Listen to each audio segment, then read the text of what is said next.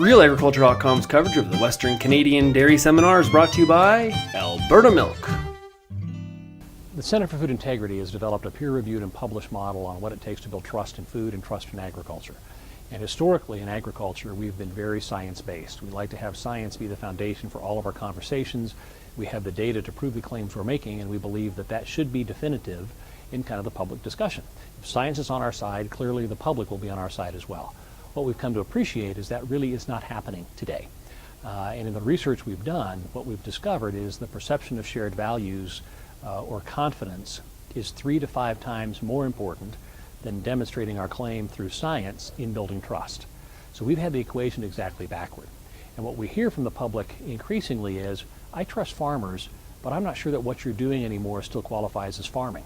Because of the size and the scale and the use of technology and the fact that consumers are geographically and generationally removed from farming, they don't have that connection. And so it's almost as though we're not speaking the same language.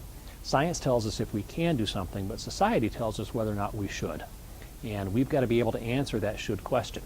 I think we've got terrific answers. By increasing productivity, by increasing efficiency, we use fewer resources. Supply management gives consumers the opportunity to know they're going to have Canadian dairy products on a consistent basis, that they're going to be high quality, and it assures farmers that they have a stable income. So there are great social arguments for doing what we're doing, but we have to understand that's the context of the questions being asked today. It really is, should you do what you're doing, not can you do what you're doing?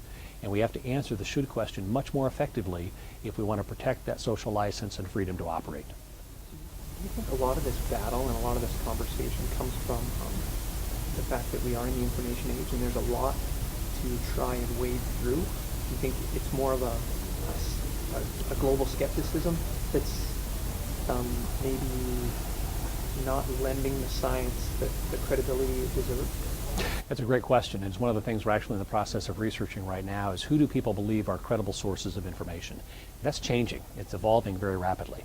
Historically, it's always been someone who has a degree or someone who has a credential that you would trust as a credible source.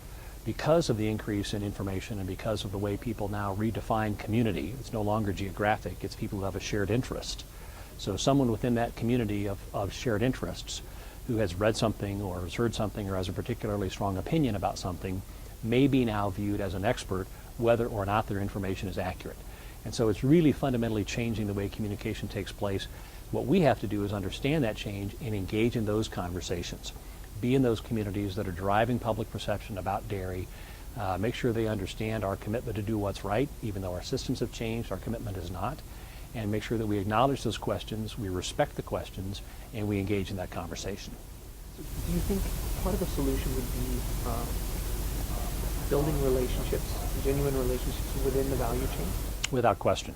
What we tend to do is we wait until there's a crisis and then we'll go in and tell somebody why they're wrong and here's the science to prove our point. Not a great way to make our case and not a great way to build a relationship because it is all about relationships. So how do we identify that handful of stakeholders who truly control our freedom to operate going forward? Is it the buyer from Loblaws? Is it the buyer from Tim Hortons? Who are those buyers and those influencers that are really influencing what happens and who's talking to them? Who are the bloggers? Who are the moms that are driving this conversation about food or about dairy products in Canada? How do we identify them? How do we engage with them to build that relationship? Recognizing that we may not win every battle, but in the long term, we have to have that foundation of trust and support to be successful. So it's all about building trust. All about building trust, because at the end of the day, if people don't trust you, they're not willing to buy your product, and they're not willing to support your processes. So where does that go with regards to dairy? Well, part of the opportunity, I think, is for dairy farmers to become much more engaged. And that's a challenge because farmers by nature tend to be relatively private. They like to do what they do, and they don't understand the need to engage in a lot of public conversation. They tend to be fairly humble people who aren't willing to kind of talk a lot about who they are and what they do. We have to understand and respect that, but encourage people to be engaged in a way that is comfortable for them. So it might not be for everyone to go do an editorial board visit or to be on television, but you can certainly talk to a neighbor. You can talk to a friend. You can be engaged in Facebook. You can be engaged in other ways that work for you, but everybody has an obligation to be part of that ongoing public conversation and public dialogue because whoever defines the issue gets to control the debate. And we allow our issues to be defined by others, and then we're constantly responding and saying, well, no, that's not who we are, and here's the science to prove it.